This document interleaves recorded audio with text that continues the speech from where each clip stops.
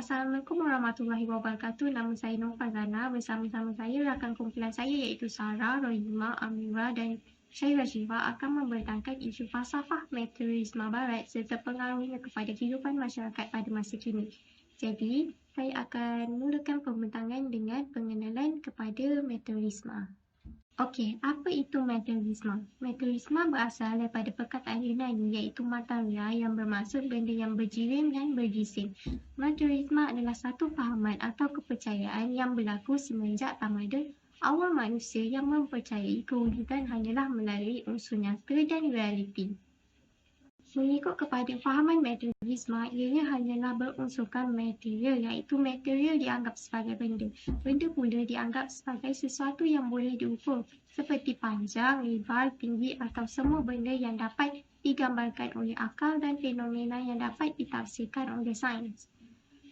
Selain itu, fahaman ini juga menolak serta memandang rendah terhadap kewujudan spiritual, metafizik dan unsur gaib. Mereka dengan mudahnya menolak wujudan Allah Subhanahu Wa Taala seperti tidak beriman dengan Tuhan pencipta semesta alam dan tidak meyakini para rasul yang telah diturunkan wahyu kepada mereka. Hal ini kerana mereka hanya memperkirakan perkara yang dapat dilihat oleh panca indera dan tidak memperkirakan perkara metafizik. Jadinya mereka hanya mengukur sesuatu itu sekadar menggunakan mata kasar sahaja dengan hanya mempercayai perkara fizik dan fizikal. Justru mereka menyembah sesuatu benda yang dapat dilihat serta membuat andaian dan menggambarkan rupa Tuhan mereka. Sebagai contoh, ada yang menggambarkan Tuhan itu adalah kumbang. Ada juga yang menggambarkan Tuhan sebagai beruk, berkepala gajah dan bermacam-macam lagi. Materialism juga wujud pada masyarakat masa kini. Sifat materialism muncul dalam diri seseorang tidak kira usia, tua atau muda, miskin atau kaya, lelaki atau perempuan. Kita dapat lihat sifat materialism masyarakat masa kini yang mementingkan keinginan, kebendaan, harta serta menganggap dunia ini hanyalah untuk mengejar kekayaan semata-mata. Mereka tanpa segan menayang kekayaan dan harta benda mereka di media-media sosial dan di mana-mana sahaja. Sifat materialism ini boleh merosakkan akhlak seseorang dan juga kepada persekitaran serta akan membawa kepada kehancuran sistem kemasyarakatan, moral dan kepercayaan agama pada zaman ini. Itu sahaja untuk pengenalan materialisme. Saya akan menyerahkan kepada Sarah untuk menerangkan tentang sejarah materialisme. Sejarah fahaman materialisme dari sudut falsafah sudah wujud pada zaman Yunani lagi. Ia dimulakan pada kurun keempat sebelum Masihi oleh ahli falsafah Democritus. Beliau juga merupakan tokoh pertama yang memperkenalkan konsep atom sebagai asas kehidupan. Beliau juga telah melanjutkan pandangan Leucippus di mana beliau berpendapat bahawa kejutan alam ini mengandung banyak zarah-zarah atom yang sangat kecil, tidak dapat dilihat, dirasa dan mengandungi banyak saiz-saiz tertentu. Atom-atom ini bergerak bebas dan berhubung dengan atom-atom yang lain lalu menghasilkan pelbagai bentuk. Beliau juga beranggapan jiwa manusia ini terdiri pada atom yang sangat kecil dan halus.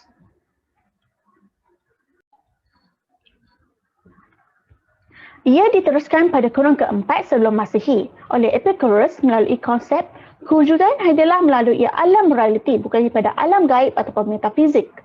Beliau dianggap bapa materialisme di kalangan pemikiran orang Eropah dan Barat kerana beliau membahaskan materialisme dan realisme seperti menolak kewujudan spiritual dan fahaman idealisme, Plato serta Neoplatonisme.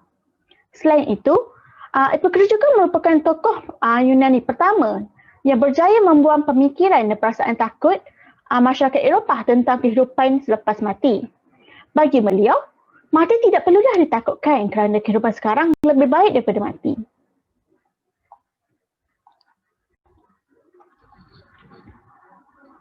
Fahaman materialisme telah mempengaruhi perkembangan falsafah dan tamadun Barat.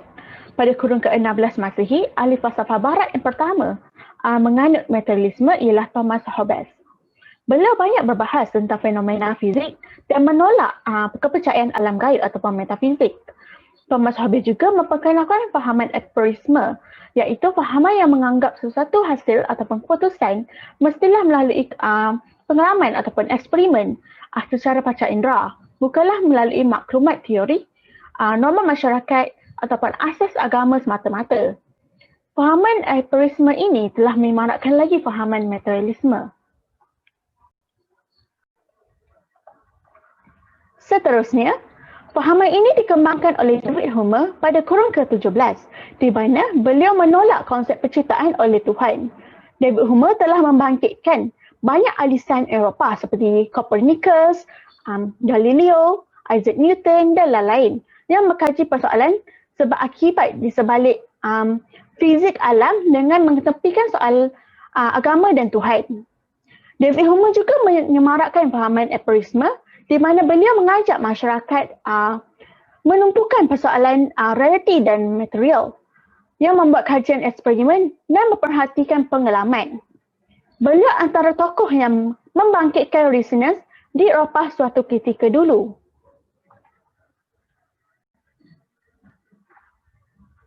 Pada kurun ke-20, Karl Marx pula mempunyai pemikiran materialisme Marx yang menolak kewujudan Tuhan. Ia berbeza dengan Hobbes di mana beliau masih mengakui kewujudan Tuhan dan agama. Falsafah materialisme Marx dikembangkan dan akhirnya dikenali sebagai komunisme pada zaman kini. Marx percaya matlamat utama dalam kehidupan manusia adalah keperluan material seperti makanan, pakaian dan rumah. Bagi Marx, ekonomi adalah penentu kewujudan sosial, politik, pemikiran dan sebagainya. Beliau melihat agama itu hanyalah satu ilusi yang mengaburi manusia dan ini menyebabkan beliau berkata Tuhan tidak patut disembah kerana kesemua alam adalah milik manusia. Saya serahkan kepada presenter seterusnya. Terima kasih. Assalamualaikum dan selamat sejahtera. Nama saya Rahimah bin Zakaria dan saya akan teruskan pembentangan dengan tajuk Pemikiran Materialisme Barat. Okay, yang pertama, mereka menolak persoalan gaib, metafizik atau perkara yang tidak mampu ditaklidi dengan panca indera dan eksperimen. Bagi fahaman ini, kewujudan sebenarnya hanyalah melalui dunia realiti yang dapat dilihat, dirasa dan didengar. Adapun kepercayaan perkara gaib seperti roh, jin, malaikat, Tuhan dan syaitan adalah karut bagi mereka. Contohnya ialah seperti histeria bagi golongan ahli fizik. Mereka mengatakan ianya disebabkan gangguan mental dan sistem peredaran elektrik dan darah dalam badan. Mereka menolak kononnya ada jin yang merasuk. Manakala bagi ahli metafizik, mereka percaya ianya di luar kajian fizik dan logik kesihatan. Ianya ada kaitan dengan makhluk halus yang tidak dapat melalui kajian eksperimen iaitu jin. Yang kedua ialah akal ialah sumber pengetahuan utama. Bagi materialisme, akal merupakan tempat pergantungan bagi manusia. Manusia perlu berusaha dengan akalnya untuk menyelesaikan sesuatu masalah, bukan mengikut mana-mana kepercayaan atau norma dan adat sesuatu masyarakat. Sesuatu perkara di luar takwil akal seperti pemahaman perkara gaib adalah luar kuasa akal dan ianya ditolak. Bagi mereka, pengetahuan berasaskan agama bukanlah rasional. Justru ia terkeluar daripada konsep pengetahuan sebenar. Manusia perlu memaksimalkan tahap rasional bagi mereka mendapatkan pengetahuan yang lebih tepat, pragmatik dan realistik. Selain itu, bagi materialisme, asal-usul kejadian alam dan manusia adalah secara kebetulan, automatik dan secara tidak sengaja. Fahaman ini menolak konsep penciptaan Tuhan. Konsep ini telah menyebabkan munculnya fahaman evolusi yang antara pencetusnya ialah Charles Darwin. Bagi mereka, alam ini berkembang melalui natural selection, iaitu suasana alam sekeliling yang menentukan kewujudan dan evolusi makhluk, bukan kuasa ciptaan Tuhan. Alam ini berkembang dari satu atom dan perkembangan serta evolusi ini berlaku melalui kuasa tarikan dan tolakan dalam sistem atom. Tambahan lagi, mereka menyatakan bahawa manusia perlu memaksimalkan kenikmatan dan mengurangkan kesengsaraan. Fahaman ini menolak konsep alam akhirat dan menganggap kehidupan hanyalah di dunia semata. Justru, manusia perlu melakukan apa sahaja kehendak mereka demi mencapai nikmat kepuasan di samping cuba untuk mengurangkan kesengsaraan dan keperitan. Apabila hidup manusia berakhir, maka berakhirlah segala nikmat dan tiadalah konsep pembalasan. Dan yang terakhir, bagi materialisme, hidup hanyalah untuk memuaskan keperluan makanan, tempat tinggal dan seks. Manusia bebas untuk melakukan apa sahaja bagi mendapatkan keperluan tersebut. Manusia perlu memenuhi ketiga kehendak ini dengan semaksimalnya. Manusia juga bebas melakukan seks seperti mana idea yang dicetuskan oleh Sigmund Freud. Amalan seks bebas mampu merawat penyakit sosial dan mental di kalangan manusia. Sigmund Freud juga pernah mengatakan bahawa faktor tekanan mental dan masalah psikologi berpunca dari agama yang menekankan kehendak manusia. Assalamualaikum, saya Mira. Hari ini saya ingin membentangkan jawapan Islam kepada penyelewengan materialisme.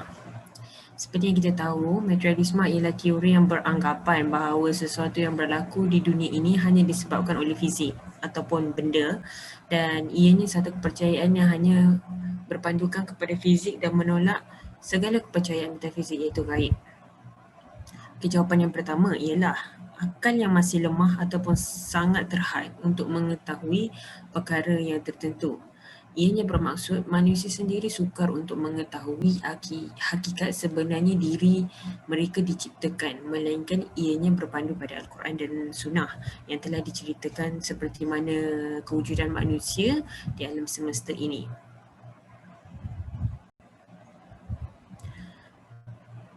Yang kedua pula, perkara fizik bergerak seiring dengan unsur metafizik, iaitu manusia secara wajarnya akan merasakan kewujudan Tuhan yang mencipta dan mengawal sekalian alam dengan banyak bukti sains dan akal. Okey, ianya bermaksud kita sebagai manusia percaya yang mencipta dan mengawal sekalian alam dengan adanya Tuhan. Okey, kebanyakan saintis yang sering menyoal dan mengkaji alam semesta ini juga telah mempercayai kewujudan Tuhan. Sebagai contoh, tokoh yang sangat tersohor pada zaman ini ialah Albert Einstein dan Dr. Francis Collins turut mempercayai Tuhan sebagai asas penciptaan alam. Okey, next slide. Okey. Untuk yang ketiga, asal-usul penciptaan bukan secara sendirinya, bahkan melalui kekuasaan dan kebijaksanaan Allah. Okey, ini berdasarkan keindahan alam dan betapa uniknya penciptaan makhluk di antara satu sama lain yang mempunyai keajaiban yang tersendiri, serta mustahil untuk kita fikirkan ianya berlaku secara sendiri. Contohnya, bagaimanakah haiwan yang duduk di dalam dua alam, ianya boleh hidup di darat maupun di dalam air. Okey, untuk yang keempat, kehidupan manusia tanpa konsep pembalasan selepas mati adalah sia-sia. Okey, ia bermaksud sekiranya manusia tidak dihidupkan untuk alam selepas kematian dan pembalasan, maka manusia akan hidup secara bebas melakukan apa sahaja di muka bumi ini. Akibatnya kehidupan di dunia akan menjadi tidak teratur dan banyak unsur-unsur yang haram kita gunakan. Okey, untuk yang kelima, manusia tidak akan mencapai kebahagiaan dan kenikmatan sebenarnya di dunia sekiranya semua manusia berusaha memuaskan nafsu dan nikmat dengan mengenetepikan peraturan agama. Okey. Ini kerana undang-undang ciptaan manusia boleh berubah-ubah, boleh berubah-ubah dan bukanlah bersifat mutlak. Tetapi undang-undang agama adalah bersifat mutlak dan manusia tanpa agama akan musnah dan huru-hara disebabkan banyak jenayah dan penindasan. Okey, untuk kesimpulan, falsafah materialisme akan membawa implikasi ke arah kehancuran sistem masyarakat, moral dan kepercayaan agama. Ia membawa manusia semakin jauh dari Tuhan, menolak metafizik dan hanya berpegantung dan berpandukan kepada kuasa benda semata-mata dalam semua perkara. Okey, itu sahaja daripada saya. Assalamualaikum dan selamat sejahtera. Saya Nur Syarah Syifa akan membentangkan tentang punca dan kesan materialisme terhadap masyarakat kini. Antara punca materialisme ialah daripada diri sendiri. Ia dapat ditunjukkan apabila seseorang terlalu mementingkan diri sendiri dan tidak berasa segan silu untuk menjatuhkan derajat orang lain.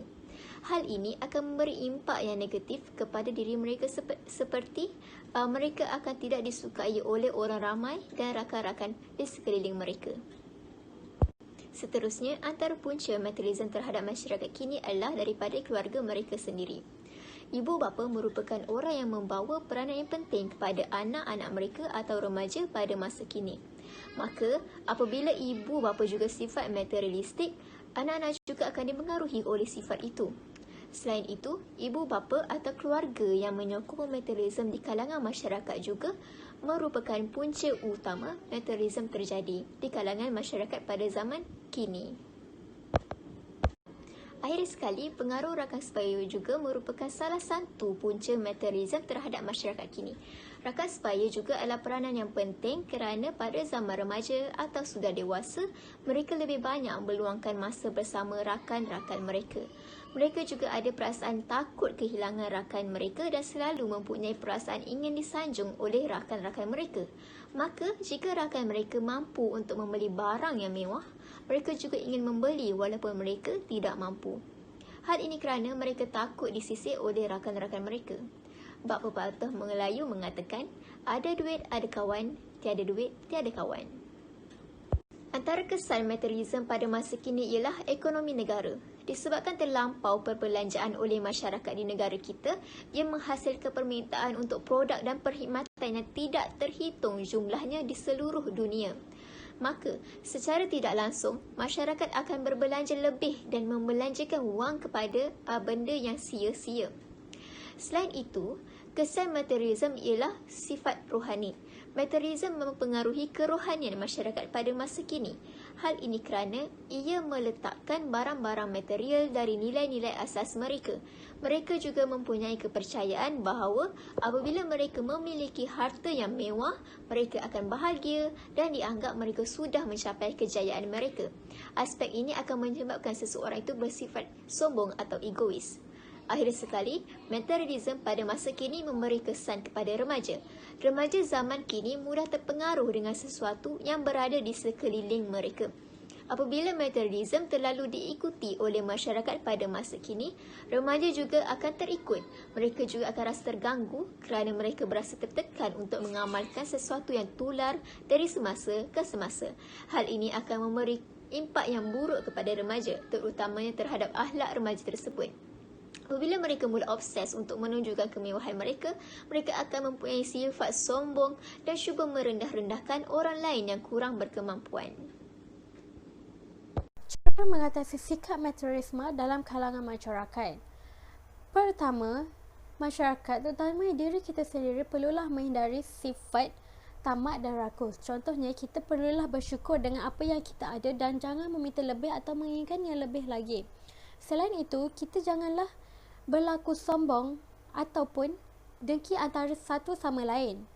Dan yang terakhir, kita haruslah menjalin sosialisasi dengan lingkungan masyarakat yang sederhana. Dalam erti kata lain, menghindari diri daripada terjebak dengan dunia yang berfoya-foya. Selainnya, falsafah materialisme akan membawa implikasi ke arah kehancuran sistem masyarakat, moral dan kepercayaan agama. Ia membawa manusia semakin jauh dari agama dan Tuhan, menolak metafisik dan hanya bergantung kepada kuasa benda semata-mata dalam semua perkara.